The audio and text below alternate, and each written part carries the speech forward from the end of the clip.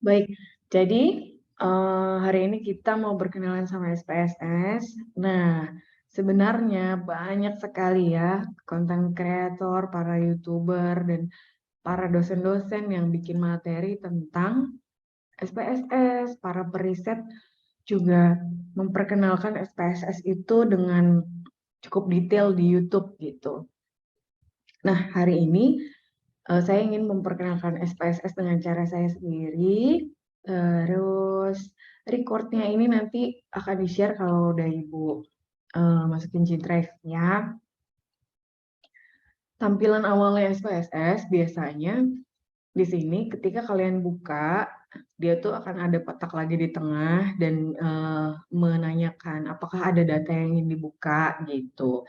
Jadi tinggal di cancel aja kalau kalian mau masuk ke dalam SPSS ini ya. Jadi tampilannya mirip Excel nggak sih?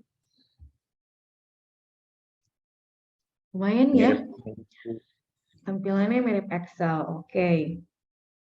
Kalau kalian bisa lihat di bawah ini, ada dua data nih, yang satu pilihan data view, yang satu adalah variable view ya. Bedanya adalah ini, variable view tempat kita menuliskan apa saja yang menjadi isi kuesioner yang kita buat. Oke. Itu variable view. Nanti akan kita bedah satu-satu. Bedanya sama data view, kalau kalian klik data view, ini nggak ada yang bisa dilakukan nih di sini. Belum kebuka.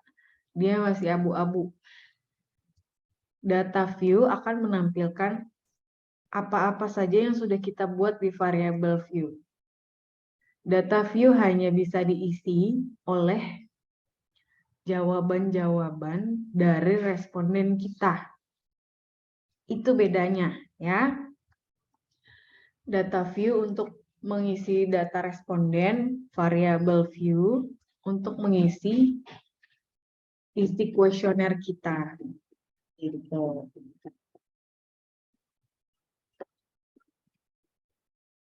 Ya, gitu kira-kira. Nah, ini di sini kalau kita mau membuat apapun mengisi kuesioner kita di awal, kita harus isi variable view-nya dulu karena kita nggak bisa menginput jawaban responden karena kan ininya masih kosong. Jadi yang ini harus diisi dulu, baru bisa kita ke data view. Tuh, ya. Oke, di sini kita akan berkenalan dengan beberapa nama nih di sini ya. Yang pertama adalah name, di mana kita harus mengisikan apa sih yang mau jadi pembahasan kita. Kalau di contoh kuesioner Ibu, profil responden pertama kita apa namanya?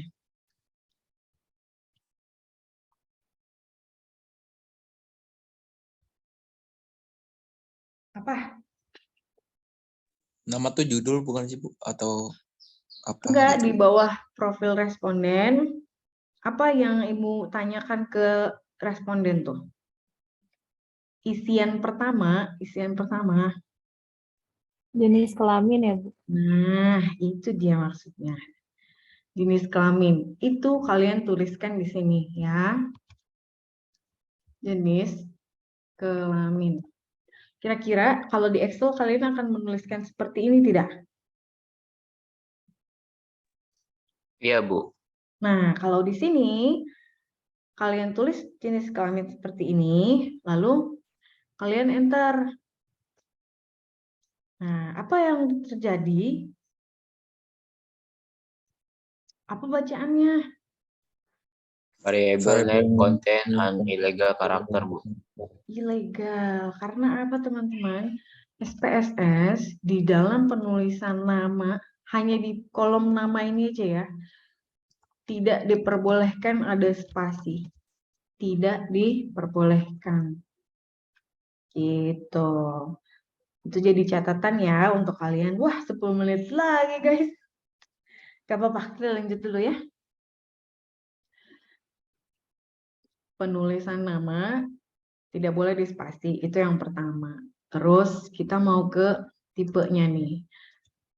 Kalau dibuka, tipenya tuh banyak banget. Ya, ada numerik untuk angka-angka, ada komanya, ada dot untuk titiknya, ini ada saintifiknya, ada untuk tanggal, terus penulisan dolarnya. Ini untuk bisa di custom, string itu untuk huruf. Nah, di sini width itu adalah berapa panjangnya. Nah, karena kita mau pakai angka, ini ditulis satu juga boleh ya, tapi biasanya ibu membiarkan dia saja seperti ini, tapi saya nggak mau di belakang angka ada koma 00, saya nggak suka biasanya. Tapi kalau teman-teman suka, silahkan saja dibuat seperti itu, boleh, sah-sah aja. Tapi kalau saya sukanya 0. Kenapa sih pilihannya adalah numerik? Tadi kita udah membahas di kuesioner. Kenapa kuesionernya ibu bikin pilihan 1, pilihan 2, ya, pilihan 3 mungkin, dan seterusnya. Supaya memudahkan kita sebagai periset.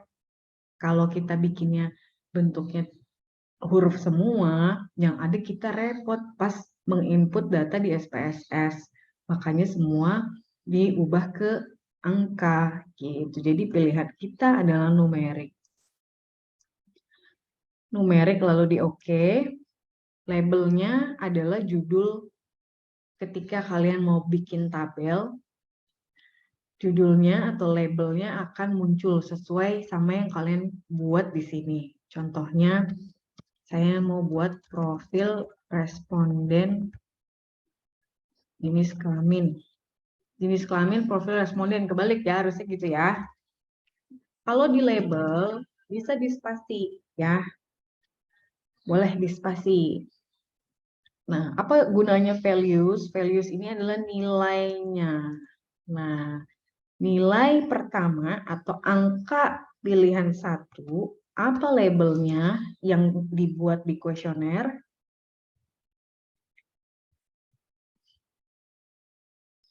Apa? Tadi perempuan atau laki-laki duluan? Pria, Bu. Iya, oke. Jadi yang di sini ketika memasukkan nilai value tidak boleh kebalik. Kalau kebalik bisa kalian ulang lagi dari awal ya. Wanita. Lalu di oke.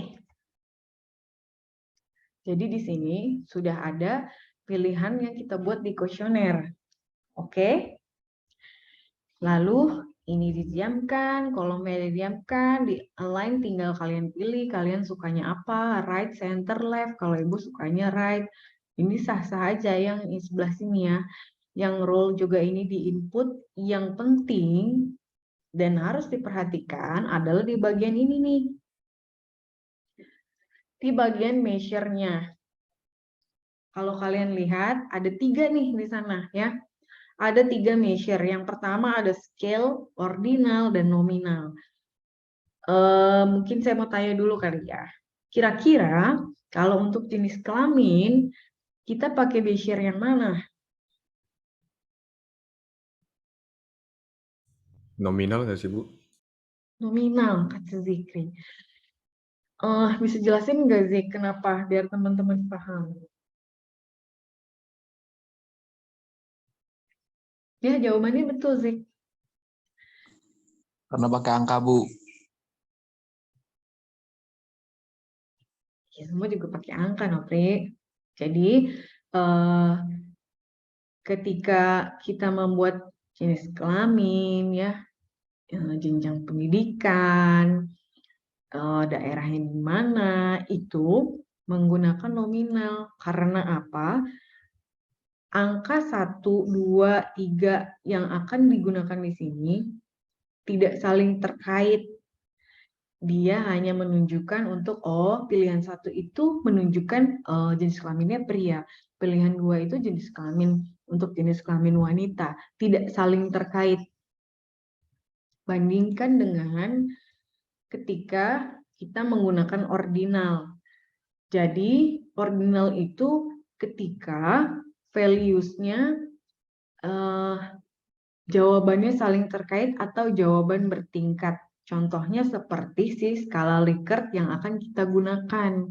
Karena jawaban 1 dia tidak setuju berkaitan dengan jawaban 2. Kalau jawaban 2 nilainya akan semakin meningkat. Jadi memilihnya ordinal. Bisa dipahami tidak bedanya apa?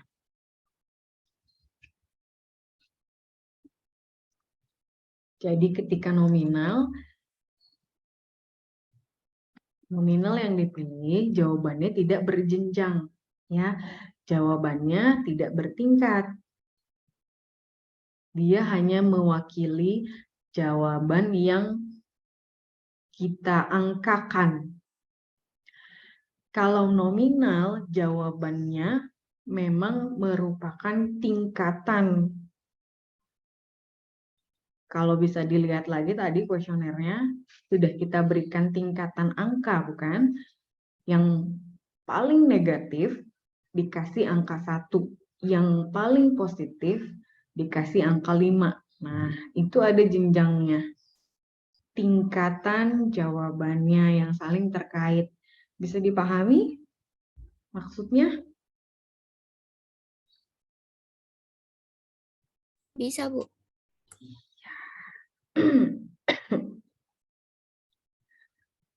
Alright, 3 menit lagi kita bisa lanjutin atau mau satu lagi deh ya, jelasin scale dulu ya. Nah, kalau scale digunakan untuk apa?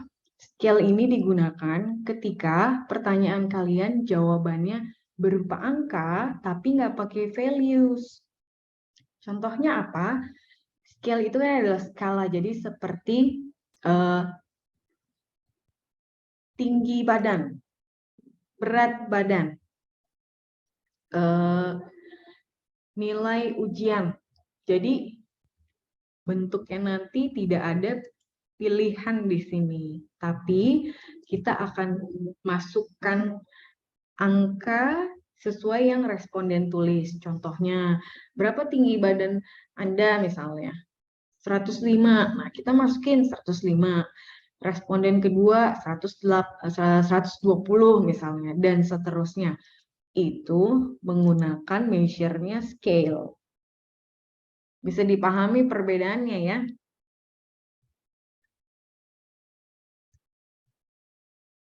Oke.